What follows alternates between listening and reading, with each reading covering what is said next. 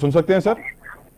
जी जी, आपकी आवाज आ रही है। बसरा साहब, क्या आपको अब भी उम्मीद है आज की समाअत बराह रास्त देखने के बाद कि ये मखसूस नशिस्तें पीटीआई को मिलेंगी, जबकि आज जो रिमार्क्स दिए गए जिस तरह के, सर लग यही रहा है लोगों को कि अब तो मुश्किल ही है, आपको लग रहा है मिलेंगी? देखें, अगर तो पाकिस्तान में आइन है और कानून है तो हमारे अलावा तो किसी को ये नशिस्तें मिलनी ही नहीं चाहिए और हमें हर सूरत में मिलनी चाहिए।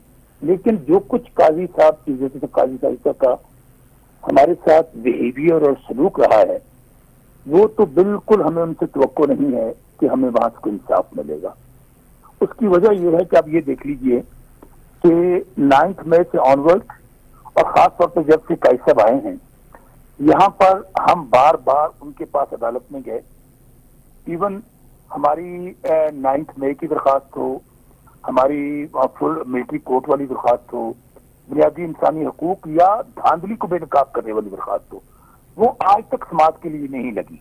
लेकिन हमारी बल्ला छीनने वाली दरखास्त हो, आरोज की दरखास्त हो, और वहां पर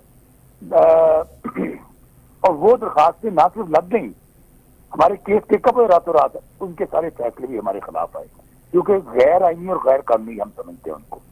अब क्योंकि बल्ला छीना किसने? काजी फैसल साहब ने, जो फैसला गैर आईनी था।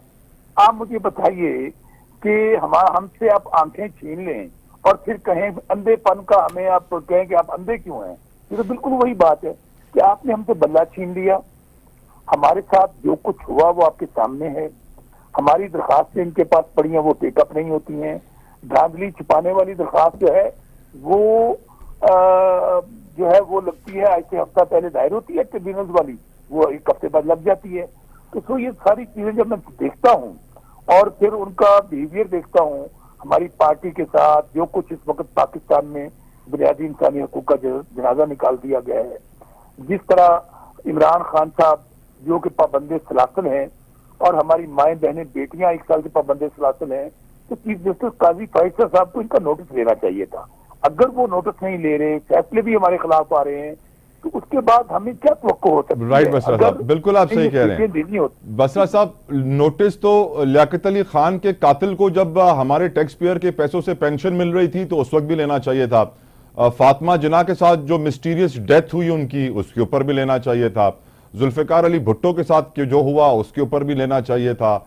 जो इस मुल्क के साथ 76 साल तारीख में हुआ है ना सर, नोटिस तो बहुत सारे बनते हैं। आज ऑनरेबल जज ने भी कह दिया बसरा साहब, फातिमा जिन्ना से अब तक इलेक्शंस हैव बीन रॉब्ड, यानी इलेक्शंस चोरी हुए हैं, कंट्रोल हुए हैं, मनूवर हुए हैं। सर पाकिस्तान में जमहूरियत है? क्योंकि मुझे तो यही लग रहा है सर आज के रिमार्क सुनने के बाद कि फातिमा जिन्ना से अब तक नाम नेहाद जमहूरियत रही है। कहने को जमहूरियत है, होता ताकत में वही है जो हमेशा रहता है। आपने दरिया को कूजे में बंद कर दिया है, बिल्कुल आपने सही कहा। अगर यही हमारी पाकिस्तान में रूल ऑफ लॉ होता, आइन और कानून पे अमल होता, अदालतें काम कर रही होती, तो आज दुनिया के अंदर हमारा 137वां नंबर ना होता।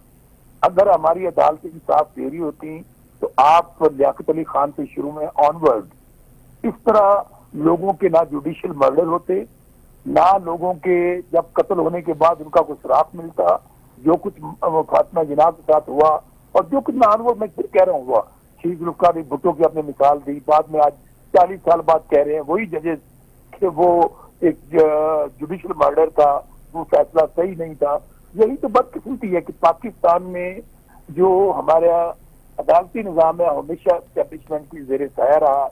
वो जो एस्टेब्लिशमेंट ने चाहा जस्टिस मुनीर से लेकर आनवर्ड आप देख ले, मुझे तो कोई फर्क नजर नहीं आता। आज देखें, बात तब्दीली ये आई कि अल्टीमेटली जजेस खड़े हो गए रूल ऑफ लॉ के लिए, लेकिन आगे से जब उन्होंने अपनी जजेस ने लेटर लिखा, काजी साहब बार बार क्या कह रहे थे, मेरे दौर के अंदर तो कोई मुदाखलत नहीं हो रही है, बिल्कुल आइन और कानून के मुताबिक जा रहा है।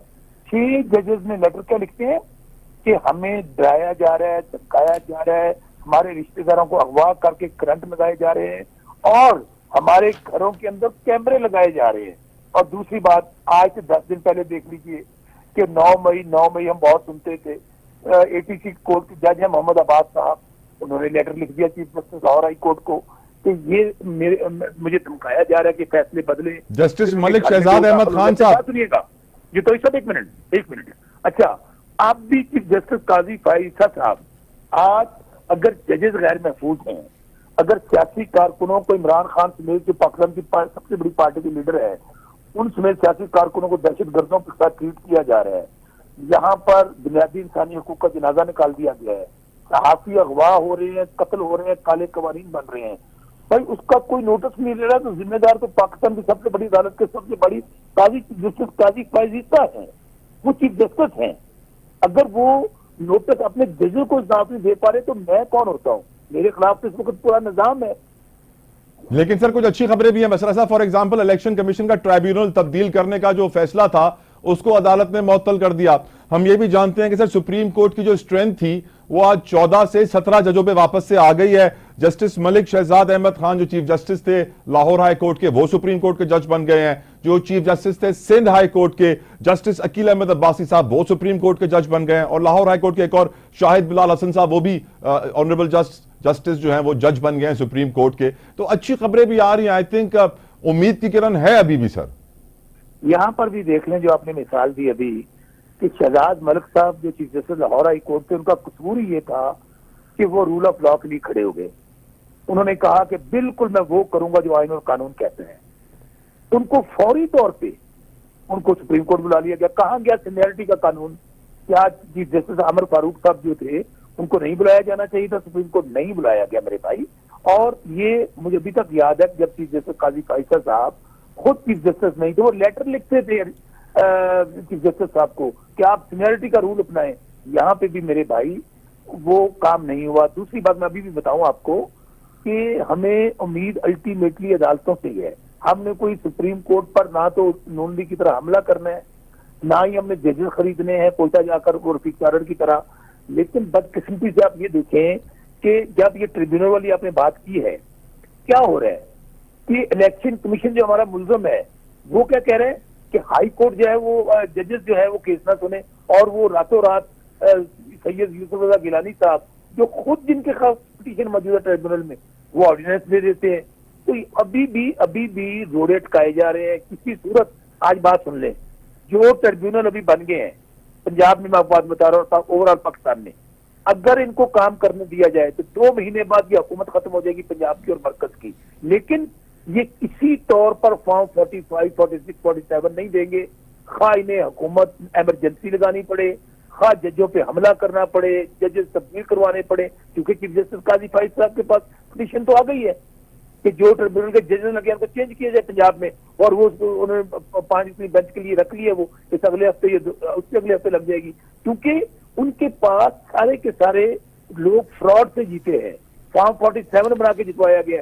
ये इसको कोई शौकत बसरा जो आपसे बात कर रहा है, मेरा हल्का भावन नगर है, हरुणाबाद फोटाबाद से मेरे से साबिक डिक्टेटर जनरल जियाउल हक का बेटा 50,000 वोटों से हारा हुआ है, तीसरे नंबर पर था, उसको नोटिफिकेशन दे दिया वहां पे। मैं किसकी बात बताऊं भाई? यहाँ पर बात मैं फिर वही कह रहा हूं, अगर रूल ऑफ लॉ हो तो ये जो पाकिस्तान में इस वक्त जंगल का कानून है 76 साल से, बिल्कुल आपने सही कहा, हम दायरों में घूम रहे हैं। आपके साथ इंडिया है, हमारे साथ आजाद हुआ था। 1 अरब 60 करोड़ का मुल्क है, ईवीएम पे इलेक्शन होता है, एक आदमी उंगली नहीं उठाता, 1 अरब वोटर है उनका। आप यहाँ पे देख लें सर, आप यहाँ से देखेंगे 71 में बांग्लादेश आजाद हुआ था, हमसे आगे निकल गया। हाँ बिल्कुल सही कह रहे हैं आप, बिल्कुल सही कह रहे हैं। और मैं बात बताऊं, अभी भी ये जो इलेक्शन 2024 वाला हुआ है, इससे तो बदतरीन धांधली शायद तारीख में नहीं हुई। एक बार हुई थी 1971 में, जब शेख मुजीबुर रहमान को उसकी 81 सीटें थी, भुट्टो की 80 सीटें थी। वहां भी वही हुआ जो आज 2024 में हो रहा है। और उसके नतीजे में जब 97 में क्या हुआ, बांग्लादेश जैसा नाखुश